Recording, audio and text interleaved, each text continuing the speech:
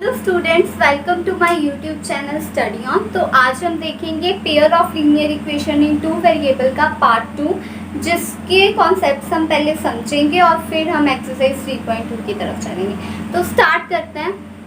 Start करने से पहले आपको याद है हमने पिछली बार देखा था कि जो लीनियर इक्वेशंस है हमने उसकी दो इक्वेशंस बनाई थी स्टेटमेंट को पढ़ के। अब हमने देख लिया स्टेटमेंट को पढ़ के उसकी इक्वेशन कैसे बनानी है, लेकिन अब उसको सॉल्व भी तो करना है। जो हमने लेट एक्स और वाई माना था, जो एक्स और वाई की वैल्यू भी निकालनी है, तो वही हमारा बेसिकली आंसर होगा। इसको हम सॉल्व कैसे करें, इसके लिए हमारे पास 3 मेथड्स हैं बुक में। हम एक एक करके देखते हैं। सबसे पहले पहला केस देखते हैं। पहले केस में क्या बताया, हमें पता है कि लीनियर इक्वेशन की जो लाइन है वो ग्राफ पे बिल्कुल स्ट्रेट बनती है। तो वो स्ट्रेट बनती है। अब हमारे पास पेयर ऑफ लीनियर इक्वेशन है, मतलब दो स्ट्रेट लाइन बनेगी। तो पहली कंडीशन होगी हमारे पास, if two linear equation intersect each other. Suppose ये इक्वेशन 1 की लाइन होगी ग्राफ के ऊपर और ये इक्वेशन 2 की। ये दोनों इक्वेशन जो है वो एक पॉइंट पे कट कर रही हैं, और ये पॉइंट क्या होगा, ये वो वाला पॉइंट होगा जो हमने माना था क्वेश्चन में, एक्स और वाई। जो एक्स और वाई ये हमारे जो हैं वो आंसर होंगे जो हमने क्वेश्चन में लेट किए थे। तो ये एक्स और वाई हमारे पास आंसर आ गए। और इसको कहेंगे क्या, हम बुक में इसका नाम ऐसे, जब हमारे पास अगर कोई दो लीनियर इक्वेशन का ग्राफ जो है वो एक दूसरे को इंटरसेक्ट करता है एट वन पॉइंट, मतलब इसका सोल्यूशन सिर्फ एक आएगा।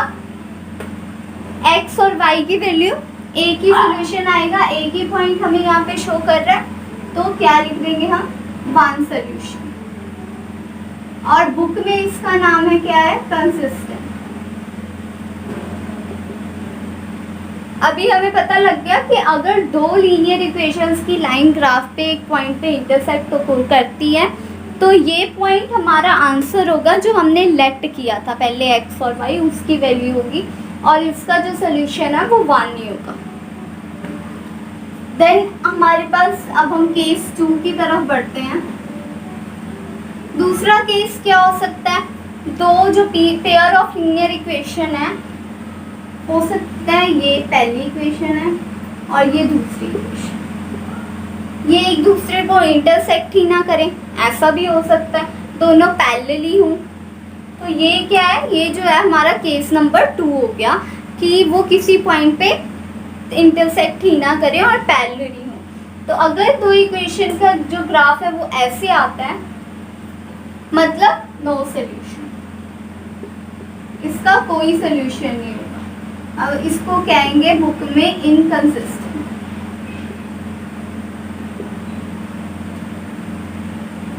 अगर दो लाइंस जो हैं वो पैरेलली हैं और कहीं पे इंटरसेक्ट नहीं कर रही, तो उसका नो सोल्यूशन, कोई भी सोल्यूशन नहीं आएगा।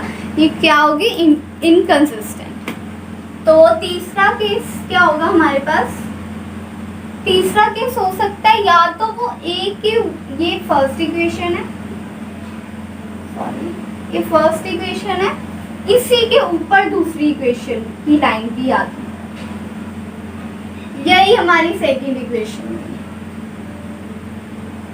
दोनों जो लाइंस हैं वो एक के ऊपर एक आती, तो इसको क्या कहेंगे, कोइंसिडेंस होगी। एक के ऊपर एक चढ़गी, मतलब इसके ढेर सारे पॉइंट्स होंगे, यहाँ पे भी मीट कर, यहाँ पे भी इंटरसेक्ट कर, यहाँ पे भी, यहाँ पे भी, बहुत ढेर सारे पॉइंट होंगे, ये हर पॉइंट पे एक दूसरे को इंटरसेक्ट करेंगे। तो इसके क्या होंगे, इनफाइनाइट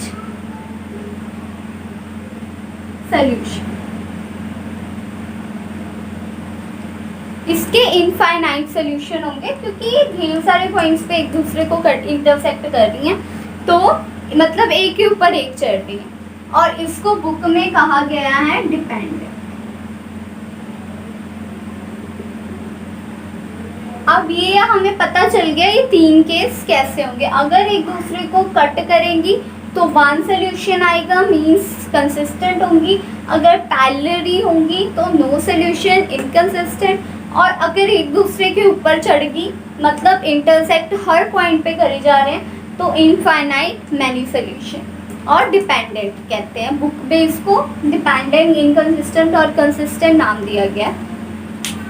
अब हमारे पास सवाल ये उठता है कि अगर हमें कोई 1 मार्क्स का क्वेश्चन आ जाए या 2 मार्क्स का क्वेश्चन आ जाए और हमसे पूछा जाए कि बताओ ये जो इक्वेशन है वो कंसिस्टेंट है या इनकंसिस्टेंट है या डिपेंडेंट है, तो पहले हम उसकी इक्वेशन, उस स्टेटमेंट की इक्वेशन निकालेंगे, फिर उसको ग्राफ पे ड्रॉ करेंगे, फिर ये लाइनें बना के देखेंगे कि ये इंटरसेक्ट कर रही हैं या नहीं, पैरेलली हैं या ये एक के ऊपर एक चढ़ी हुई हैं। तो इतना बड़ा क्वेश्चन हम उसको 1 और 2 मार्क्स के क्वेश्चन को इतना बड़ा नहीं खींचेंगे। इसके लिए हमारे पास क्या है, हम एक चीज़ सीखेंगे। हमें पता है कि general form of linear equation हमने देखी थी क्या होती है। General form of linear equation होती है हमारे पास ax + by + c = 0। अब पेयर ऑफ लीनियर इक्वेशन है तो हम पेयर ऑफ लीनियर इक्वेशन को कैसे लेना था, a1 b1 c1, a2 b2 and c2। हमारे पास जो है वो ये 2 इक्वेशंस आ गई। अब हमें पता कैसे लगेगा कि इसका 1 सोल्यूशन है, नो सोल्यूशन है या इनफाइनाइट। उसके लिए हम क्या करेंगे, a1/a2 is not equal to b1/b2। a1/a2 मतलब दोनों इक्वेशंस के x के coefficients is equal to b1 b2। y के कोफिशिएंट्स जो हैं अगर वो दोनों एक दूसरे के इक्वल नहीं आते तो क्या होगा, तो ये होगा कंसिस्टेंट यानी कि 1 सोल्यूशन।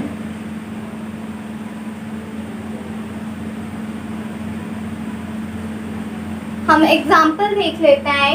फॉर एग्जाम्पल हमारे पास है 2x + 4y + 3 = 0। यहाँ पे हमारे पास 3x + 4y या हम ले लेते हैं 8y + 3 = 0। तो क्या था हमारे पास a1/a2, a1 यानी कि x का कोफिशिएंट 2/3 और b1 b2 4/8। तो ये एक दूसरे के इक्वल नहीं है, मतलब ये क्या है, कंसिस्टेंट 1 सोल्यूशन। इससे हमें पता लग गया है क्या है। अब हम सेकंड केस की तरफ चलते हैं। ये हमें पता लग गया कि हमें कैसे पता करना है कि कंसिस्टेंट कौन सा है। अब हम देखते हैं इनकंसिस्टेंट कौन सा है, पैरेलली वाला। अगर a1/a2 is equal to b1/b2 is not equal to c1/c2 आएगा, देन ये हमारे पास क्या होगा, इनकंसिस्टेंट यानी कि no solution. If a1/a2 is equal to b1/b2 is not equal to c1/c2, तो ये क्या होगा हमारा, इनकंसिस्टेंट मीन नो सोल्यूशन। एक एग्जांपल और देख लेते हैं हम। 2x + y + 3 = 0 and 4x + 2y + 4 = 0। तो देखते हैं a1/a2 क्या है हमारे पास 2/4 एंड b1/b2 क्या है हमारे पास 1/2। y के साथ कुछ नहीं है, मतलब 1 है। 1 हमें शो नहीं होता इसलिए y अकेला ही लिखा हुआ होता है, हमें पता है उसकी जगह पे 1 होता है। सो 1/2 और c1 c2 क्या है हमारे पास 3/4। तो यहाँ पे ये कट होके 1/2 आ गया, मतलब a1 is equal to b1/b2 है, then 3/4 which is not equal to c1/c2 is not equal to b1/b2। ये इस कंडीशन को सेटिस्फाई कर रहा है, मीन्स इट इज इनकंसिस्टेंट। ये जो दोनों इक्वेशन है उसका नो सोल्यूशन है, ये दोनों इनकंसिस्टेंट। अब हमें इक्वेशन देख के ही पता लग रहा है कि कौन सी कंसिस्टेंट है और कौन सी इनकंसिस्टेंट है। हमें इतना बड़ा उनके पॉइंट्स को लेट करके उसका ग्राफ नहीं बनाना पड़ेगा। अब जो लास्ट है वो हम देख लेते हैं। लास्ट केस हमारा इनफाइनाइट सोल्यूशन वाला डिपेंडेंट। इसका क्या केस है, a1 upon a2 is equal to b1 upon b2 is equal to c1 upon c2। ये जो है वो हमारी कंडीशन किसके लिए है, डिपेंडेंट के लिए। अगर हमारे पास a1 upon a2 is equal to b1 upon b2 is equal to c1 upon c2 आता है, that means it is a infinite many solution और डिपेंडेंट। अकॉर्डिंग टू बुक में आपका डिपेंडेंट है, तो डिपेंडेंट। तो इतना काफ़ी है हमारा 3.2 करने के लिए। अब हम 3.2 करते हैं। सो गाइज अभी हम एक्सरसाइज 3.2 का क्वेश्चन नंबर फर्स्ट समझते हैं। तो आपने कॉन्सेप्ट अच्छी तरह से समझ लिए होंगे। हमें पता है अगर दो लीनियर इक्वेशंस की जो लाइन है वो एक दूसरे को इंसेक्ट करे तो उसका वन सोल्यूशन होता है। देन सेकंड, अगर वो पैरेलली हो तो उसका नो सोल्यूशन, और अगर एक के ऊपर एक हो यानी कोइंसिडेंस हो तो उसके इनफाइनाइट मैनी सोल्यूशन। और इनकी कंडीशन भी हमने देख ली थी। फर्स्ट केस की कंडीशन थी a1 upon a2 is not equal to b1 upon b2। Then second question की इक्वेशन क्या थी, a1 upon a2 is equal to b1 upon b2 is not equal to c1 upon c2। और जो coincidence वाले की क्या थी, a1 upon a2 is equal to b1 upon b2 is equal to c1 upon c2। तो आप इसको थोड़ा बैक करके अच्छी तरह से उस कॉन्सेप्ट को समझ लेना, वो बहुत हेल्प करेगा इस एक्सरसाइज को करने के लिए। तो अभी हम अपने क्वेश्चन नंबर फर्स्ट की तरफ चलते हैं कि हमें क्या कह रहा है। From the pair of linear equations in the following problems and found their solution graphically. तो ये फर्स्ट क्वेश्चन का फर्स्ट पार्ट मैं करा रही हूँ। आप इसका सेकंड पार्ट करके मुझे कमेंट बॉक्स पे इसका आंसर बताना और जल्दी मुझे कमेंट करना। तो इसका फर्स्ट पार्ट क्या बोल रहा है, 10 students of class 10 took part in a mathematics quiz। तो क्लास 10 के 10 स्टूडेंट्स ने एक मैथमेटिक्स क्विज में पार्टिसिपेट किया है। If the number of girls is 4 more than the number of boys, अगर गर्ल्स जो हैं वो 4 ज़्यादा हैं नंबर ऑफ बॉयज़ से, तो हमें number of boys and girls निकालने हैं। सबसे पहले हम नंबर ऑफ गर्ल्स को एक्स लेट कर लेंगे एंड नंबर ऑफ बॉयज़ को वाई लेट कर लेंगे। अभी आगे चलते हैं। अब क्वेश्चंस पहले हमसे हमें फर्स्ट इक्वेशन मिल रही है कि 10 स्टूडेंट्स हैं क्लास में जिसमें गर्ल्स भी हैं और बॉयज़ भी हैं। तो गर्ल्स कितनी हैं, हमने एक्स लेट किया, और बॉयज़ कितने हैं, हमने वाई लेट किया। टोटल कितने हैं, 10। ये हमारे पास क्या होगी, first equation. Then second equation क्या होगी हमारे पास, if the number of girls is more than the number of boys. Number of girls कितनी है, x, नंबर ऑफ बॉयज़ कितने हैं, y। अब उन्होंने बोला कि number of girls is 4 more than the number of boys. तो हमें दोनों इक्वेशन हमें पता है उसकी लेफ्ट हैंड साइड और राइट हैंड साइड को इक्वल करना पड़ता है। इक्वल करने के लिए हमें पता है कि जो गर्ल्स हैं वो 4 मोर देन ऑलरेडी हैं, तो अभी बॉयज़ को भी 4 मोर देन करना पड़ेगा, यानी y प्लस 4। तो ये हमारी क्या आ गई, सेकेंड इक्वेशन। अब हमें इसको ग्राफिकली सॉल्व करने को बोला, तो ग्राफिकली सॉल्व करेंगे और number of boys and girls निकालेंगे। तो सबसे पहले फर्स्ट इक्वेशन के पॉइंट्स निकालते हैं हम। इक्वेशन फर्स्ट के पॉइंट्स लेंगे हम x को y को ऐसा क्या लें जिससे हमारी x की वैल्यू आए। हम y को अगर 6 लेंगे तो हमारे पास x 4 आएगा। 6 यहाँ पे प्लस में है, वहाँ पे जाके 10 माइनस 6 4, और अगर हम y को 4 लेते हैं तो x हमारे पास 6 आएगा। 4 यहाँ पे जाके माइनस में हो जाएगा, 10 माइनस 4 6 हो जाएगा। अब सेकेंड इक्वेशन के पॉइंट्स लेते हैं। तो y को ऐसा क्या लें, अगर हम y को 2 लेंगे तो हमारे पास x 6 आ जाएगा, 2 प्लस 4 6। और अगर हम y को 1 लें तो x हमारे पास 5 आ जाएगा। तो ये हमारे पास पॉइंट्स आ गए हैं। अब हम इसका ग्राफ प्लॉट करते हैं।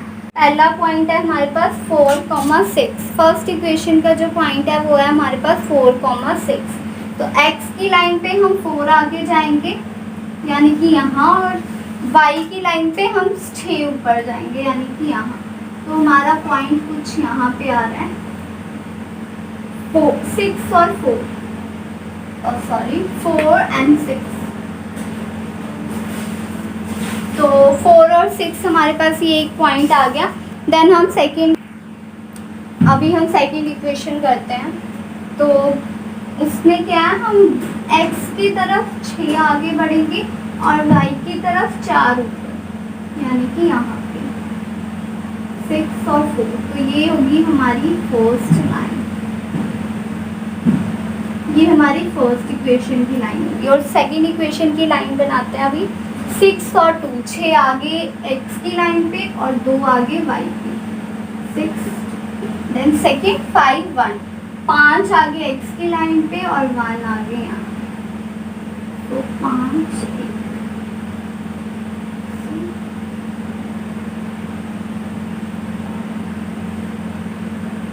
अब हम देखेंगे कि ये पॉइंट्स जो हैं वो मीट कहाँ पे कर रहे हैं। तो अगर आप कॉपी पे बनाओगे तो आप यहाँ पे देख सकते हो कि ये यहाँ पे 7 पे जो है वो मीट कर रहे हैं, 7 एंड 3।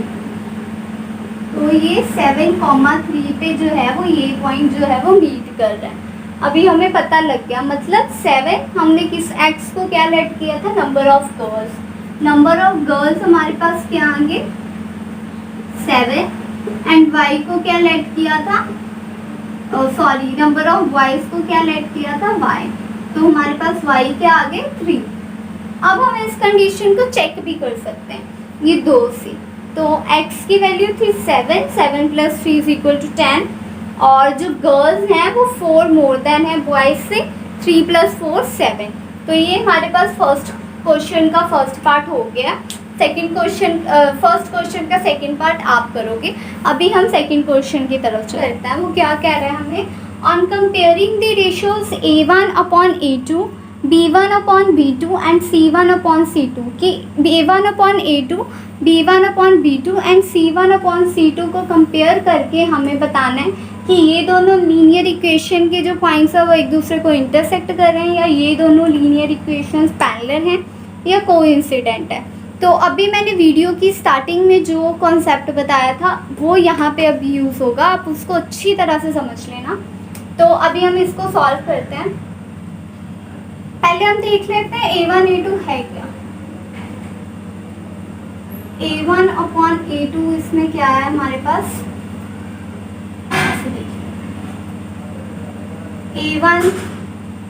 A1 क्या है हमारे पास, A1 इसका मतलब हमने 2 जनरल इक्वेशंस देखी थी, A1x + B1y + C1, यहाँ पे A2 और A2x + B2y + C2, यही देखा था हमने।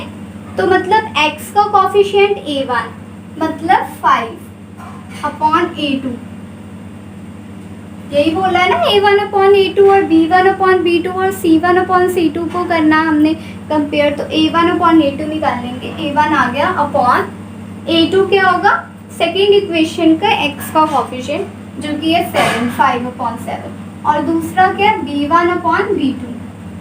तो B1 क्या है, y का कोफिशिएंट, y का कोफिशिएंट क्या है हमारे पास -4, तो -4 B2 क्या है, B2 y सेकेंड इक्वेशन की y का कोफिशिएंट जो कि हमारे पास 6, और C1/C2 क्या है हमारे पास 8/-9। तो अभी हम देखते हैं फर्स्ट हमारे पास क्या था, A1/A2 और B1/B2 एक दूसरे के इक्वल है नहीं। अभी हमने कंडीशन देखी थी कि if A1/A2 is not equal to B1/B2, तो ये क्या होगा, इंटरसेक्ट्स एट अ पॉइंट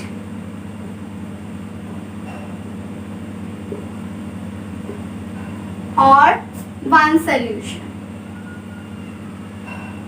और बुक में इसको क्या बोला गया, कंसिस्टेंट। तो 3 नाम है इसके, आप कुछ भी लिख सकते हो, इंटरसेक्ट एट अ पॉइंट, या वन सोल्यूशन, या कंसिस्टेंट। अगर आपको प्रॉपर आंसर लिखना है तो मैं प्रॉपर आंसर आप ऐसा लिख सकते हो, हैंस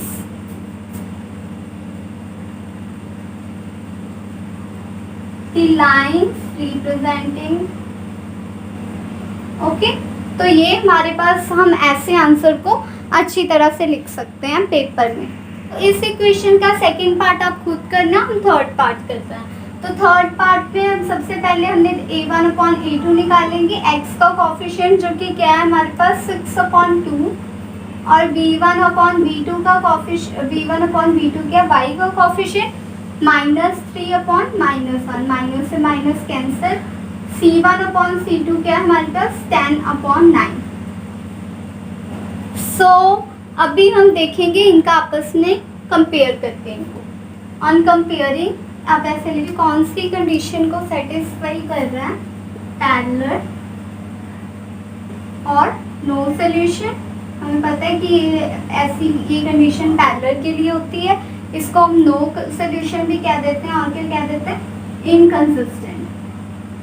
तो इसका भी आप आंसर ऐसे ही लिख सकते हो, hence the lines representing the given pair of equation are parallel to each other and these lines have no possible solution. Question number 3 की तरफ चलते हैं, वो बिल्कुल सेम है क्वेश्चन नंबर 2 की तरह, लेकिन इसमें नेम चेंज है। हमने देखा था कि जो यूनिक सोल्यूशन जो हम बोलते थे, जिसका नो पॉसिबल सोल्यूशन, उनको हम कंसिस्टेंट और इनकंसिस्टेंट भी कहते थे। हमें पता है जो इंटरसेक्ट होता था 1 पॉइंट पे उसे हम कंसिस्टेंट बोलते थे, और जिसका नो सोल्यूशन आता था वो इनकंसिस्टेंट। तो बस इसमें हमने सेम मेथड से ही काम करना है, लेकिन उनको कंसिस्टेंट और इनकंसिस्टेंट नेम दे देना है। तो हम थर्ड और फिफ्थ पार्ट में आपको कराऊंगी, बाकी पार्ट आप पहले हम देखेंगे a1/a2 क्या है। तो वो देखने के लिए हमारे पास जनरल फॉर्म्स लिखी हुई हैं इनकी। तो a1 क्या होता है, x का कोफिशिएंट, x का कोफिशिएंट क्या है 3/2। तो ये अपॉन में लिखे, हमने कंफ्यूज नहीं होना, ये पूरा ही हमारा a1 है। जैसे यहाँ पे बताया x के आगे वाली टर्म a1, x का कोफिशिएंट मीन्स 3/2 को पूरा ही हम x की जगह पे a1 की जगह पे लिख लेंगे, अपॉन a2 क्या है हमारे पास सेकेंड इक्वेशन का x का कोफिशिएंट जो कि क्या है हमारे पास 9। फिर हम b1/b2 देख लेंगे, सेम 5/3 जो है वो पूरा ही होगा हमारा b1, और 10 माइनस भी है, माइनस का ध्यान रखना है। सो ये हमारे पास b2 है। अक्सर क्वेश्चन में कोई गलती नहीं होती, हम ये माइनस का साइन देखना भूल जाते हैं। तो ये ध्यान में रखना है कि क्वेश्चन में क्या हमें दिया हुआ है, a1/a2 b1/b2 अगर सही लेंगे तभी आंसर सही आएगा। सो b1/b2 आ गया हमारे पास, c1/c2 क्या है 7/14। सो अब हम करते हैं इनको कंपेयर, पहले इसको सॉल्व कर लेते हैं। 9 के नीचे कुछ नहीं है, मतलब 1 है, 1 हम लिखें चाहे ना लिखें बात एक ही है। अब इसको सॉल्व कैसे करना है, सबसे पहले न्यूमरेटर को लिख देना है, फिर मल्टीप्लाई बाय डिनोमिनेटर का रेसिप्रोकल। 9/1 है यहाँ पे, तो हम यहाँ पे 1/9 लिख देंगे और इसको सॉल्व करेंगे। इसको कटिंग किया, 1 और 3 आ गया, इसको मल्टीप्लाई करने पे 1/6 आ गया हमारे पास। सो a1/a2 क्या आ गया 1/6।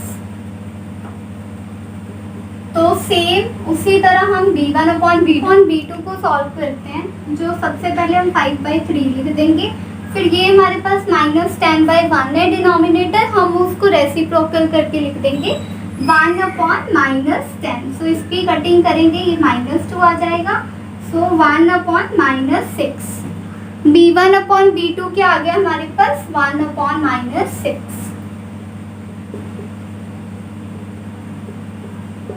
सो हमें यहीं से पता लग रहा है कि a1/a2 is not equal to b1/b2, means इसका वन सोल्यूशन है, इंटरसेक्ट एट अ पॉइंट कर रहा है, और ये क्या है कंसिस्टेंट। ओके, हमें पता था अगर ये कंडीशन सेटिस्फाई हुई तो वन सोल्यूशन होता है इंटरसेक्ट एट अ पॉइंट, और इसको बोलते क्या, consistent. So this third question हमारे पास क्या है, कंसिस्टेंट। अब हम fifth question, same as it is a1 upon a2 क्या है हमारे पास 4/3, इसको एज इट इज लिख दिया a1 की जगह पे अपॉन 2, b1 अपॉन b2 क्या है हमारे पास 2/3 और c1 अपॉन c2 क्या है हमारे पास 8/12। अभी हम इसकी कंडीशन पहले इसको सॉल्व कर लेते हैं। इसके नीचे कुछ नहीं है तो 1 लगा दिया, 4/3 इंटू 1/2। ऊपर वाली टर्म एज इट इज आ गई, मल्टीप्लाई बाय डिनोमिनेटर का रेसिप्रोकल 2/1 था, 1/2 कर दिया। अब इसकी कटिंग कर देंगे, 2 आ गया हमारे पास, a1 अपॉन a2 क्या आ गया 2/3 और b1 अपॉन b2 भी क्या है हमारे पास 2/3, c1 अपॉन c2 क्या है हमारे पास, अगर हम इसको भी कटिंग करें 2 के टेबल पे तो ये 4 पे जाएगा, ये 6 पे, फिर ये 2 पे, ये 3 पे, तो c1 अपॉन c2 भी हमारे पास क्या आ गया 2/3। मतलब अगर हम इन सभी को कंपेयर करें तो क्या हो रहा है, a1 upon a2 is equal to b1 upon b2 is equal to c1 upon c2। ठीक है, हमारे पास तीनों ही एक दूसरे के इक्वल हैं, मीन्स ये कौन सी कंडीशन को सेटिस्फाई कर रही है, infinite many solution, infinite possible solution है इसके, ढेर सारे एक के ऊपर एक चढ़ जाती कोइंसिडेंस लीनियर इक्वेशन बन रही है। सो ये क्या है हमारी, ये भी होगी कंसिस्टेंट, इसको डिपेंडेंट भी बोलते हैं हम, और काफ़ी सारे नाम है इसके, लेकिन इन्होंने पूछा है कि बताओ कौन सी कंसिस्टेंट है और इनकंसिस्टेंट है, तो इसको हम कंसिस्टेंट भी कहते हैं। सो ये हो गया हमारा थर्ड क्वेश्चन। फोर्थ क्वेश्चन आप खुद करोगे, वो बिल्कुल सेम है क्वेश्चन नंबर फर्स्ट की तरह, उसके पॉइंट्स प्लॉट करके हम उसका ग्राफ बनाएंगे और देखेंगे कि वो एक दूसरे को इंटरसेक्ट कर रहा है या दोनों पैरेलल आ रहे हैं या जो है वो एक के ऊपर एक चल रही है। उससे बताएंगे कि जो हमारी लीनियर इक्वेशन है वो कंसिस्टेंट है या इनकंसिस्टेंट है। आप उसको कर लोगे सॉल्व, अगर आपसे ना हुआ तो मुझे कमेंट बॉक्स पे मैसेज करना, मैं आपको उस क्वेश्चन का सोल्यूशन दे दूँगी। सो अभी हम क्वेश्चन नंबर 5 की, अभी हम क्वेश्चन नंबर 5 समझते हैं। वो क्या बोल रहा है, half the perimeter of rectangular garden whose length is 4 meter more than its width is 36 meter। वो कह रहा है हाफ पेरीमीटर का रेक्टेंगुलर गार्डन का हाफ पेरीमीटर जो है वो 36 है, जिसकी लेंथ जो है 4 मीटर मोर देन है उसकी विड्थ से। सो सबसे पहले फर्स्ट इक्वेशन बनाने के लिए हमें पता है रेक्टेंगुलर गार्डन कैसा होगा, एक रेक्टेंगुलर गार्डन ऐसा होगा और उसका पेरीमीटर क्या होता है, उसके आसपास का, उसकी बाउंड्री, तो ये उसका हो गया, इसकी सारी बाउंड्री, इसका पेरीमीटर। हमें पता है पेरीमीटर ऑफ रेक्टेंगल क्या होता है 2l + b, ठीक है। लेकिन उन्होंने बोला हाफ द पेरीमीटर क्या है 36, इसका आधा किसके इक्वल है 36 के। सो मतलब फर्स्ट इक्वेशन क्या आ गई, l + b = 36। सो पहली इक्वेशन हमारे पास ये आ गई। सबसे पहले हम लेट करेंगे, let the width of rectangular garden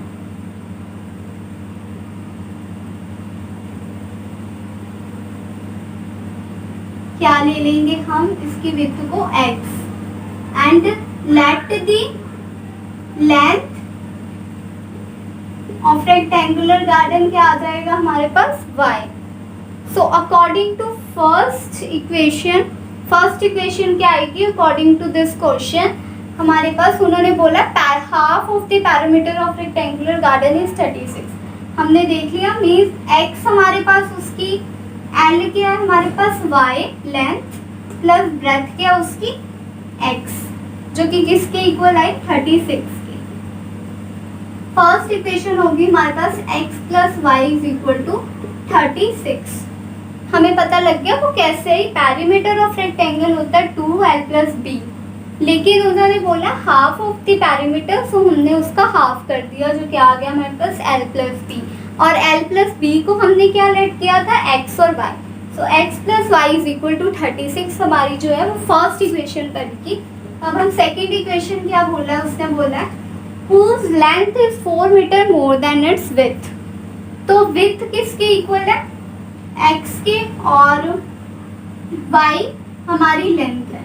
हमने left hand side is equal to right hand side करना है। वो कह रहे हैं उसकी जो लेंथ है मीन्स जो y है वो ऑलरेडी 4 मीटर मोर है इससे, तो हमने विथ दोनों left hand side is equal to right hand side proof करना है।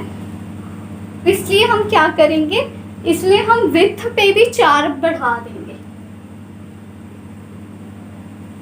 उन्होंने बोला कि लेंथ ऑलरेडी क्या 4 मीटर मोर देन है उसकी विथ से, सो ये 4 ऑलरेडी ज़्यादा है, हमें left hand side is equal to right hand side लेना है, तो हमने विथ को भी 4 मोर देन कर दिया। सो हमारे पास हमारी सेकेंड इक्वेशन ये आ गई। अब हम पॉइंट्स लेंगे, हमें find the dimension of the garden चाहिए, मीन्स x और y की वैल्यू चाहिए। उसके लिए हम क्या करेंगे, सबसे पहले पॉइंट्स लेंगे, हम इसके पॉइंट्स लेंगे। इक्वेशन फर्स्ट का पॉइंट्स ले लेते हैं, बॉक्स बनाएंगे सबसे पहले। तो हम y को ऐसा क्या लें, अगर हम y को 0 लेंगे तो ये वाला पूरी चीज़ हमारे पास x36 आ जाएगा, ग्राफ बहुत ही लंबा हो जाएगा, इतना लंबा ग्राफ हम नहीं बनाएंगे। सो हम y को अगर 20 लें तो y यहाँ पे माइनस में चला गया, y को 20 लिया, x plus 20 is equal to 36, x यहाँ पे 20 प्लस में है, वहाँ पे जाके माइनस में हो जाएगा। सो हमारे पास x क्या आ जाएगा 16, सो x 16 आ जाएगा। इसी का उल्टा कर लेते हैं, अगर हम y को 16 ले तो हमारे पास x क्या आ जाएगा 20। तो ये हमारे पास 2 पॉइंट्स आ गए इक्वेशन फर्स्ट के। अब हम ये भी मैं आपको करके दिखा देती हूँ, एक मिनट। अगर हम y को 16 लें, x plus 16 is equal to 36, so x is equal to 36 minus 16, x के आ गया हमारे पास 20। ठीक है, अगर अब हम इक्वेशन 2 की का पॉइंट्स लेते हैं, तो उसके लिए हमने एक बॉक्स बनाया, x y की वैल्यू लेंगे अब हम। सो x इसमें हम x की क्या वैल्यू लेंगे, हमारे पास y है। सो अगर हम x को 8 लेंगे तो 8 प्लस 4 हमारे पास y जो है वो 12 आ जाएगा। और दूसरी इक्वेशन, अगर हम x को 10 लें, नहीं, अगर हम x को लें 0, अगर हम x को 0 लें तो x को 0 ले तो y हमारे पास 4 आ जाएगा। सो अभी हम ग्राफ प्लॉट करते हैं इसका, अभी हम ग्राफ पे पॉइंट प्लॉट करते हैं। सबसे पहला क्या है हमारे पास 16 और 20, हम x की लाइन में 16 तक आगे बढ़ेंगे और 20 पे ऊपर, तो 16 पे आगे और 20 पे ऊपर हमारे पास कुछ यहाँ पे आ रहा है 16, 20। और सेकेंड इक्वेशन क्या है हमारे पास 20 और 16, मतलब x की लाइन पे 20 आगे बढ़े और y की लाइन पे 16 ऊपर, मतलब कुछ यहाँ पे 20, 16। सो ये हमारी फर्स्ट इक्वेशन की लाइन आ गई। इक्वेशन फर्स्ट यहाँ पे इसका नाम लिख लेते हैं, क्या थी, x plus Y is equal to 36, ये फर्स्ट इक्वेशन होगी। और दूसरी इक्वेशन 8 और 12, सो x की लाइन पे 8 आगे बढ़े और 12 ऊपर y, सो 8 और 12, देन सेकेंड 0 और 4, मतलब x कुछ भी नहीं और यहाँ पे 4, 0 और 4, ये हमारे पास होगी हमारी दूसरी लाइन। अब इसको बड़ा कर देंगे हम, मीट करना है हमें उस लाइन से। तो ये कहाँ, जहाँ पे ये मीट हो रहा है हमें पता है वो x और y की वैल्यू होगी। तो ये हमारे पास इक्वेशन 2 आ गई, इसके ऊपर इक्वेशन 2 लिख लेते हैं, x plus Y is equal to x plus 4 is equal to Y, इसको थोड़ा मॉडिफाई कर लो, एक्स माइनस वाई, वाई यहाँ पे आया, यहाँ पे प्लस में था, कोई साइन नहीं है मतलब प्लस में था, सो माइनस वाई, 4 यहाँ पे प्लस में था, वहाँ पे जाके -4, सो ये हमारी सेकेंड इक्वेशन मॉडिफाई होकर आ गई। हमें ये कुछ चेंज करने की ज़रूरत नहीं, अगर आप पॉइंट्स मिलाओ तो सेम ही आएंगे।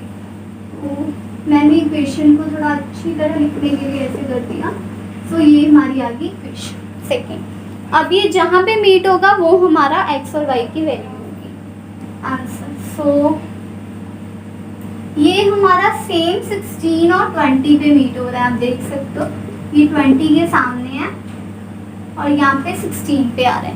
सो हमारी x की वैल्यू मतलब विड्थ क्या हुई, width of rectangular garden means x हमारे पास आया 16 एंड जो लेंथ थी मीन्स y वो क्या हुई हमारी 20।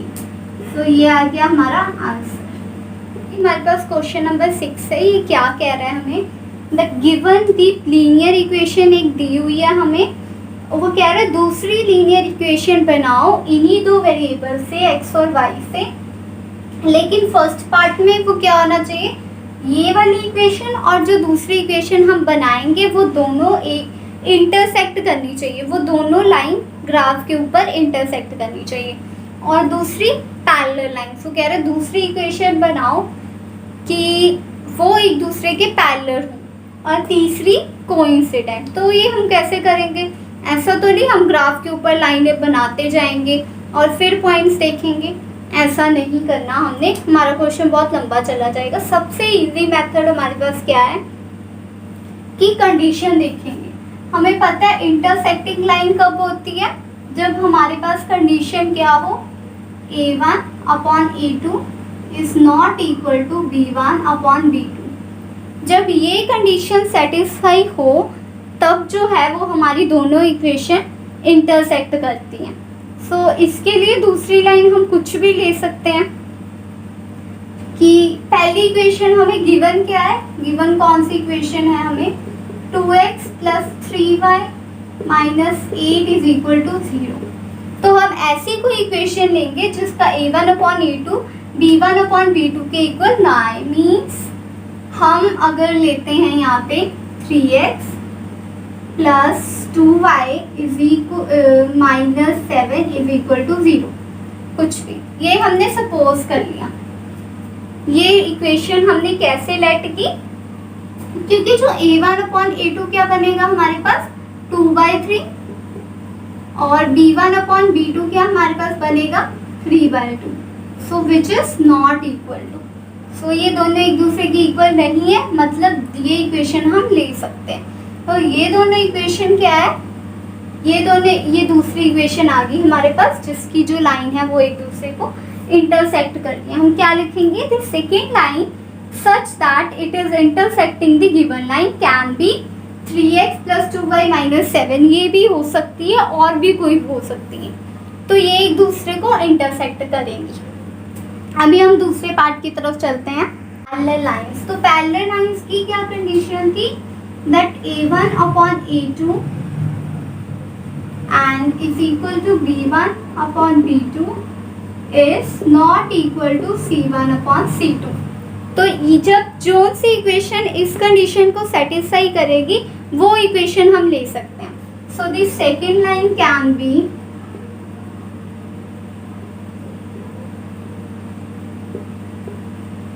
सेकेंड लाइन क्या हो सकती है हमारे पास, प्लस 9y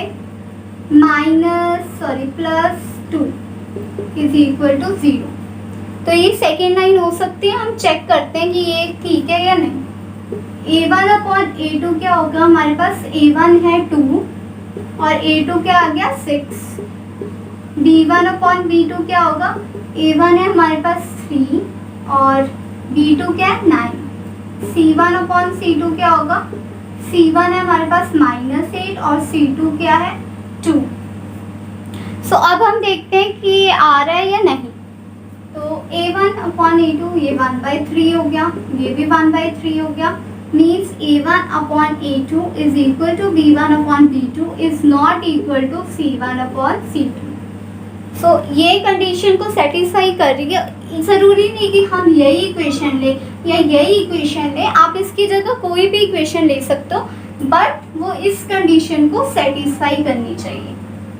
ठीक है, सो जब हम A1 को ये लेते हैं, ये लेते हैं, ये, सो जब ये इस कंडीशन को सेटिस्फाई करता है मीन्स हम ये सेकेंड लाइन को ले सकते हैं। और जब ये कंडीशन सेटिस्फाई करे तो मतलब ये पैरेलल लाइन है जिसके नो पॉसिबल सोल्यूशन होते हैं। आप कोइंसिडेंट लाइंस के भी ऐसे ही लेंगे। इसकी कंडीशन क्या होती है, A1/A2 is equal to B1/B2 is equal to C1/C2। मतलब तीनों ही एक दूसरे के इक्वल आने चाहिए। Means the second line can be, second line क्या हो सकती है, can be 6x + 9y minus, हम ले सकते हैं इसको, क्या लें हम, 24 इज इक्वल टू 0। तो हम ये लाइन ले सकते हैं।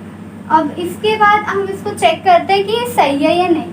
तो A1/A2, A1 क्या है हमारे पास 2/A2 क्या है हमारे पास 6, और B1/B2, B1 क्या है हमारे पास 3/B2 क्या है हमारे पास 9, कॉमा C1/C2, C1 क्या है -8 और C2 क्या है -24। माइनस माइनस कैंसिल, ये हो गया 1/3, ये भी हो गया 1/3 और ये भी हो गया 1/3। मतलब क्या हो जाएगा, A1/A2 is equal to B1/B2 is equal to C1/C2। तो ये तीनों ही एक दूसरे के इक्वल आ गए, मतलब ये क्या है, कोइंसिडेंट लाइन। तो हम ये सेकंड इक्वेशन ले सकते हैं। तो अभी हम क्वेश्चन नंबर 7 की तरफ चलते हैं। क्या कह रहा है हमें, ड्रॉ द ग्राफ, कि इस दोनों इक्वेशन से रिलेटेड जो है वो एक ग्राफ बनाओ और बताना है एक ट्रायंगल, मतलब 3 वर्टिसेस जो हैं ट्रायंगल के 3 साइड्स होते हैं और उसके 3 ही वर्टिसेस होते हैं। तो ये जो तीनों वर्टिसेस हैं वो हमें निकालने हैं और दी एक्स एक्सिस की सभी कोऑर्डिनेट्स। एक्स एक्सिस पे वो लाइन जो है इक्वेशन की वो कहाँ कहाँ कट कर रही है वो भी बताना है, और जो ट्रायंगुलर रीजन आएगा उसको जो है वो हम शेड कर लेंगे। तो ये काम करना है हमें। सो हम फटाफट निकालते हैं। आप सेम करेंगे, एक्सरसाइज को इक्वेशंस लेंगे, उसके पॉइंट प्लॉट करेंगे और फिर ग्राफ पे ड्रॉ करेंगे। तो सबसे पहले हमारे पास फर्स्ट क्या है इक्वेशन, x - y + 1 = 0, ये फर्स्ट इक्वेशन। 3x + 2y - 12 = 0, ये होगी हमारी सेकेंड इक्वेशन। सो ये दोनों इक्वेशन आ गई। अब हम अपने पॉइंट्स निकालते हैं। इक्वेशन फर्स्ट के लिए क्या पॉइंट्स होंगे, बॉक्स बना लेते हैं, x और y। सो अभी तो हमें पॉइंट्स प्लॉट करने आ ही गए हैं। हम एक टर्म को यहाँ पे रख लेते हैं, x को यहीं पे रहने देते हैं, बाकी सभी को वहाँ ले जाते हैं। अगर y को वहाँ लेके जाएंगे तो y यहाँ पे माइनस में है, वहाँ पे जाके प्लस में हो गया, और +1 यहाँ पे प्लस में है, वहाँ पे जाके माइनस में, y - 1। सो ये इक्वेशन आ गई। हम y को ऐसा क्या लें, अगर हम y को 0 लेंगे तो x हमारे पास -1 आ जाएगा। सो ऐसे ही कर लेते हैं, y को 0 लेते हैं, सो x हमारे पास -1 आ गया, और अगर हम y को 2 लें तो x हमारे पास 2 - 1 आ जाएगा। अभी हम इक्वेशन 2 की तरफ हैं। इक्वेशन 2 को हम लेंगे, बॉक्स बना लिया हमने। अब इस इक्वेशन को थोड़ा मॉडिफाई कर लेते हैं ताकि हमारे लिए पॉइंट्स निकालना थोड़ा इजी हो जाए। तो 3x + 2y - 12 = 0 है। 12 यहाँ पे माइनस में, अगर हम उसको वहाँ पे लेंगे तो प्लस में हो जाएगा, =12। 2y यहाँ पे प्लस में है, वहाँ पे जाके माइनस में हो जाएगा, सो -2y, और 3 यहाँ पे मल्टीप्लाई में है, =2 के बाहर जाके वो डिवाइड में हो जाता है। सो y को हम ऐसा क्या लें कि हमारे पास x की टर्म थोड़ी छोटी आए। तो हम अगर हम y को 4 लें तो हमारे पास नहीं, अगर हम y को 0 लें तो ये सारी टर्म हमारे पास 0 ही हो जाएगी, और 3 और 4 12 को कैंसिल करें तो x हमारे पास 4 आ जाएगा। अब दूसरी बार हम y को क्या लें, तो क्या थे हमारे पास 12 माइनस 2y/3। अगर हम y को लें 3, अगर हम y को 3 लें तो 12 माइनस 6/3, 6/3 ये हमारे पास क्या आ जाएगा 2। अगर हम y को 3 लें तो x हमारे पास 2 आ जाएगा। अभी हम इनको ग्राफ पे प्लॉट करते हैं। इसकी लाइन में हम -1 पे रहेंगे, मतलब, और y पे 0, तो y पे कहीं नहीं जाना, सो पहला पॉइंट यहीं पे आ गया। दूसरा पॉइंट 1 और 2, मतलब यहाँ पे, तो ये हो गया हमारे पास 2 पॉइंट। इसको हम मीट कर देंगे ऐसे, यहाँ पे आ जाएगा पॉइंट। और दूसरा जो है वो हमारे पास क्या होगा 4 और 0। दूसरी लाइन यहाँ पे लिख लेते हैं इक्वेशन 1। दूसरी लाइन क्या है 4 और 0, मतलब यहाँ, तो 4, 0 और 2 और 3 x2 का, और यहाँ पे 3, 2, 3। सो इन दोनों को मीट कर देंगे हम। लाइन को थोड़ा लंबा कर देंगे, ये हमारे पास ऐसे ही आ गई। तो अब देख सकते हैं मीट कहाँ पे कर रही है, ये हमारे पास एक ट्रायंगुलर रीजन बन गया। तो उन्होंने बोला कोऑर्डिनेट्स बताओ जो ट्रायंगल फॉर्म हो रहा है। तो कोऑर्डिनेट्स ऑफ ट्रायंगल, सबसे पहले हम ये लिख लेते हैं कोऑर्डिनेट्स ऑफ ट्रायंगल क्या है हमारे पास, ये है इक्वेशन 2। तो पहला कोऑर्डिनेट क्या है 2, 3, और यहाँ पे -1 और 0, और तीसरा क्या है 4, 0। तो ये 3 ट्रायंगल के कोऑर्डिनेट्स आ गए, ये हमारा ट्रायंगल बन रहा है। तो ये ट्रायंगल हो गया। और अब बताना है एक्स एक्सिस पे कौन सी लाइन जो है वो कोऑर्डिनेट कर रही है। एक्स एक्सिस पे कौन सी लाइन कोऑर्डिनेट कर रही है, कौन कौन से पॉइंट आ रहे हैं, -1 और 0 एंड 4, 0। ये दोनों आ रहे हैं एक्स एक्सिस पे, और कोई लाइन तो नहीं कट कर रही, तो ये दोनों। और उन्होंने बोला जो ट्रायंगुलर रीजन है उसको शेड कर दो, तो आप इसको पेंसिल से कॉपी में शेड कर देना इस ट्रायंगुलर रीजन। तो ये हो गया हमारा जो आंसर है कंप्लीट। हमारी एक्सरसाइज 3.2 कंप्लीट हो गई है। होप आपको ये समझ आ गया होगा। और जो क्वेश्चन मैंने आपको करने को बोले हैं, अगर उनमें से आपको किसी क्वेश्चन में प्रॉब्लम है तो मुझे नीचे कमेंट बॉक्स में बताओ, मैं आपको उसका सोल्यूशन प्लीज दूँगी। So thank you, please subscribe my channel. और अगर आपको मेरी वीडियो अच्छी लगी हो तो इसे लाइक करना बिल्कुल मत भूलिए। मैं एक्सरसाइज 3.3 की वीडियो जल्दी लेके आऊँगी। थैंक